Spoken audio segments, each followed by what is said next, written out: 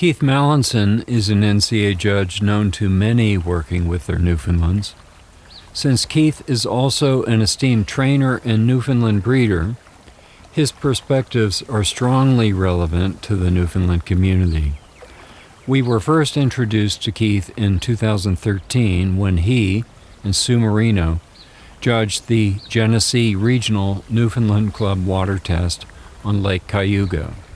Having now exhibited under Keith many times in more than a decade, I continue to feel Keith brings an unusual blend of being at once what I see as very factual in his judging style, yet strongly supportive and welcoming of exhibitors.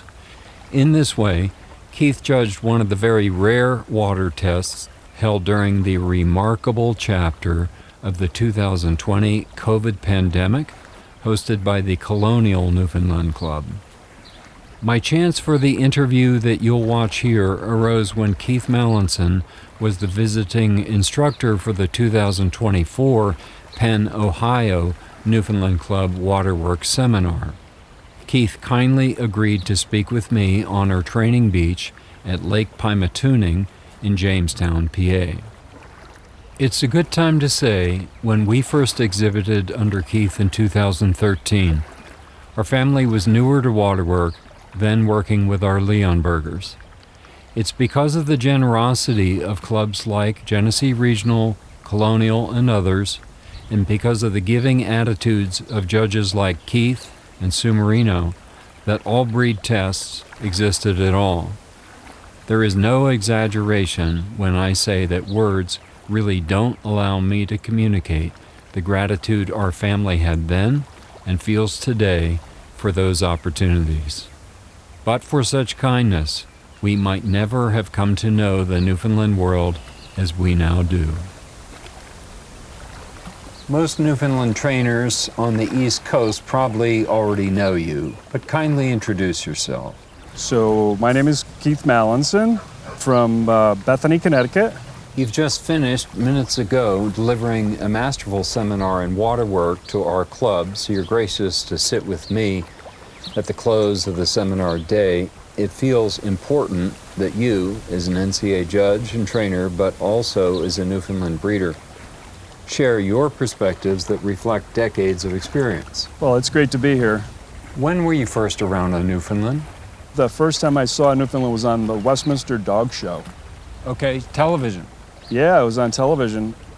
So I knew that I wanted a big dog, and I knew that I wanted a dog with a good temperament.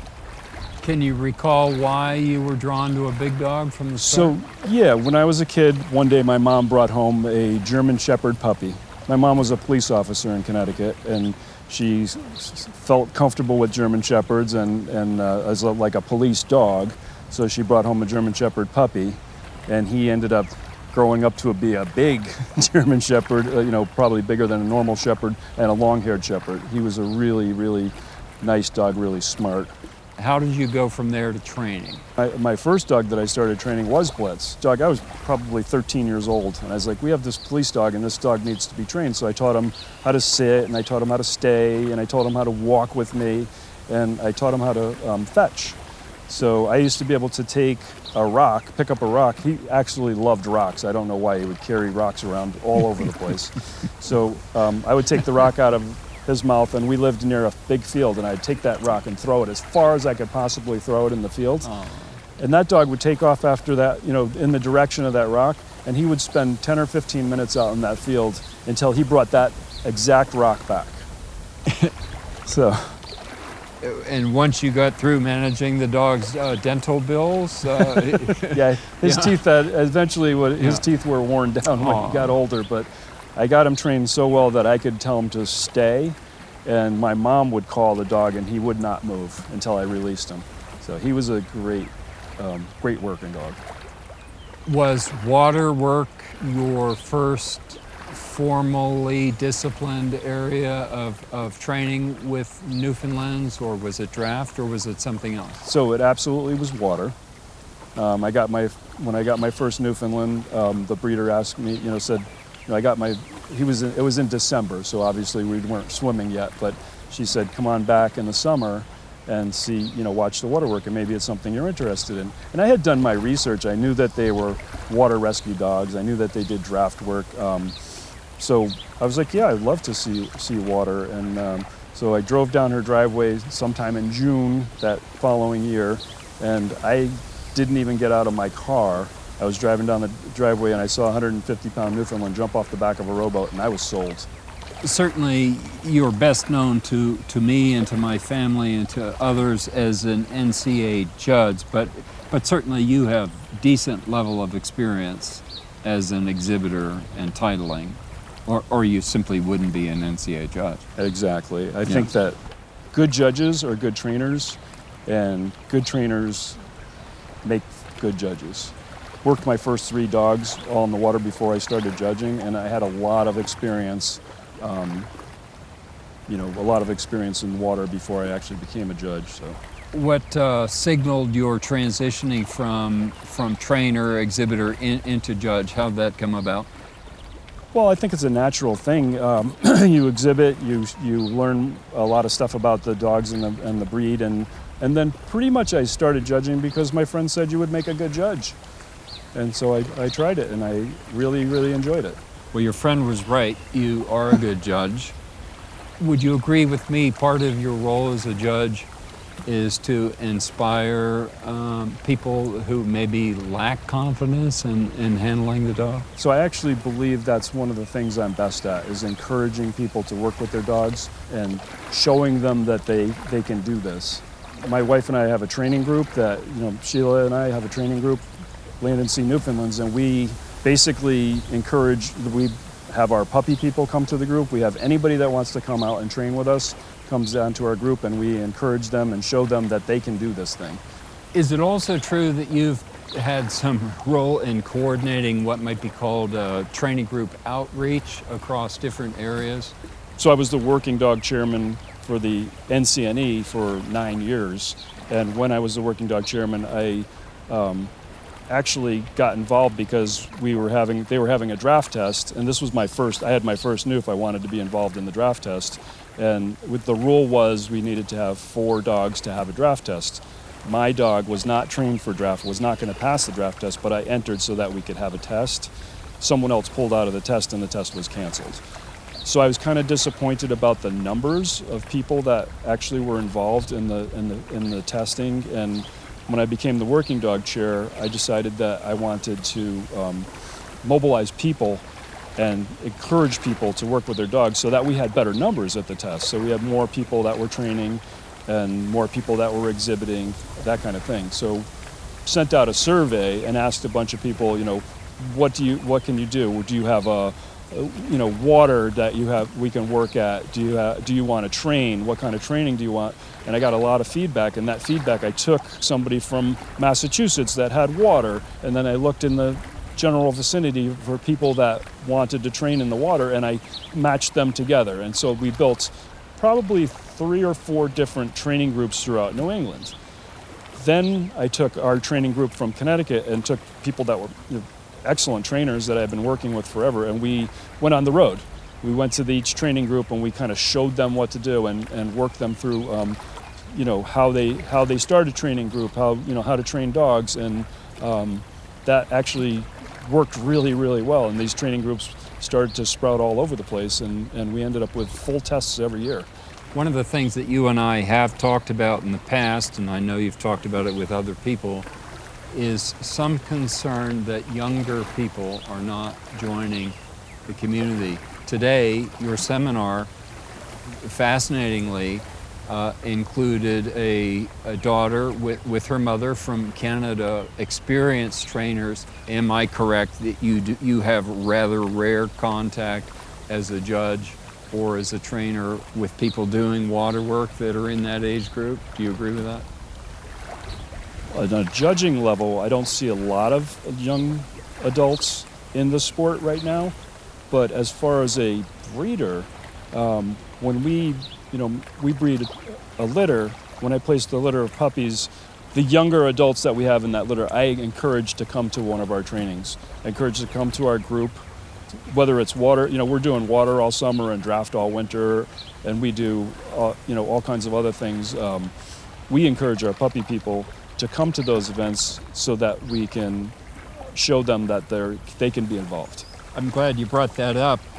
You and Mrs. Mallinson are important and nationally known breeding figures. If I'm correct, your kennel is the Kodiak Acres kennel in Bethany, Connecticut. Do I have that right?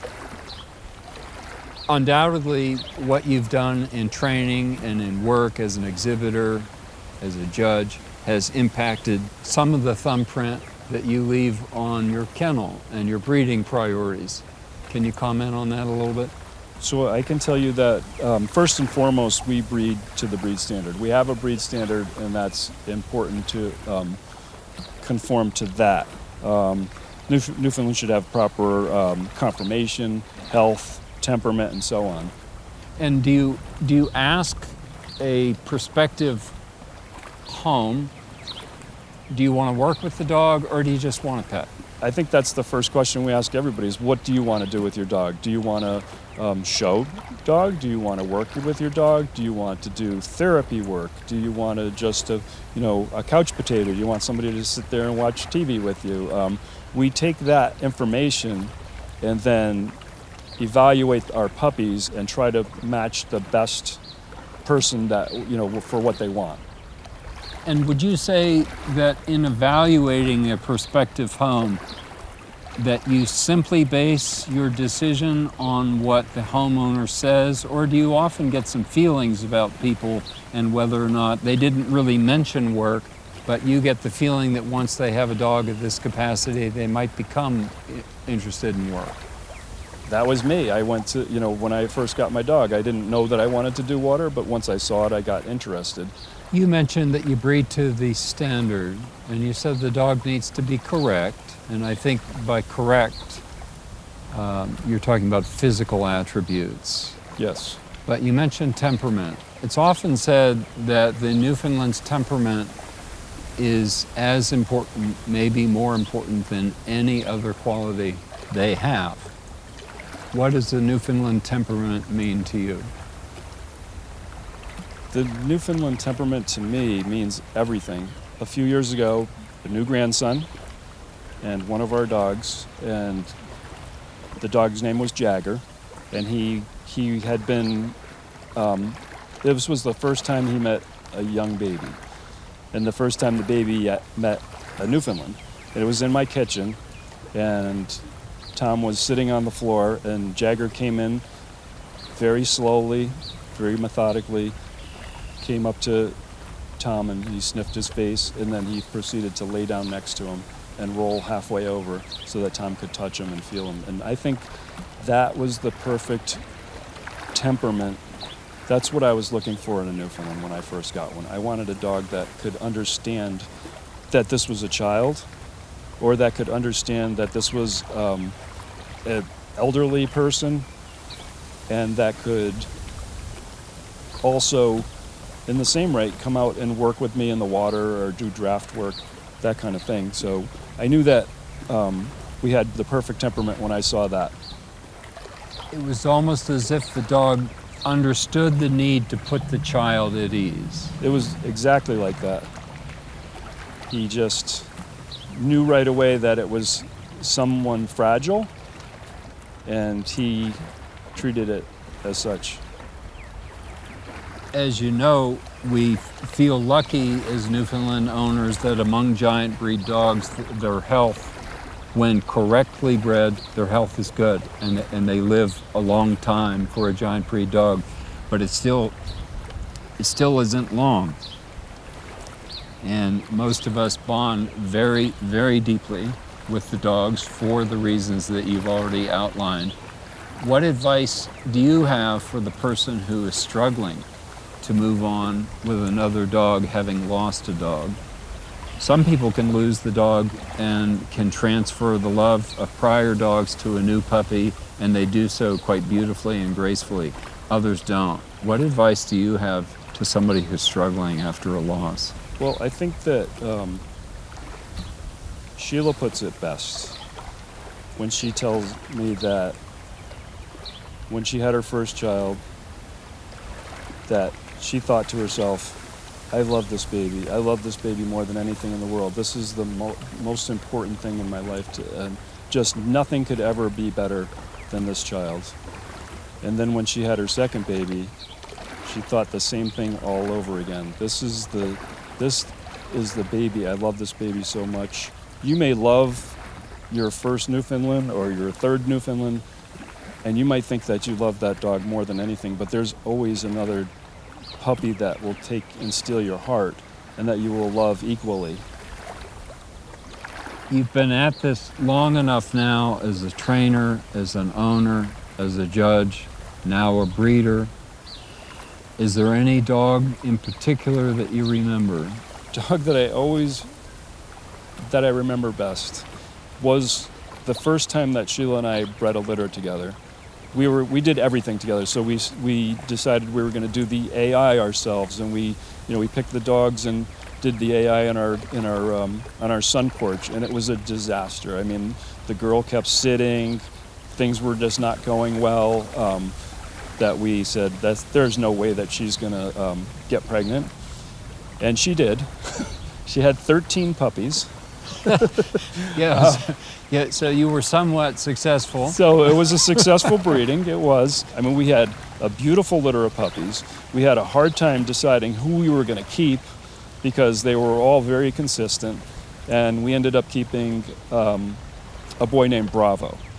And Bravo was very special to me. Bravo was my first breeding, but he was a beautiful Newfoundland. His conformation was beautiful. He had a beautiful face and head. He actually was a great working dog. He did water, he did draft, he did everything I could ever ask for. It was amazing, first litter and just having a dog like that. I mean, we brought him to the National, and at 19 months old, he got an Award of Merit at the National. He was just an amazing dog, and he will always be an amazing dog in my mind. And a very memorable dog. That's so beautiful. Yep. Thank you for sitting with us and offering this interview and these perspectives, Keith. We so appreciate it. Thank you for having me. I enjoyed it.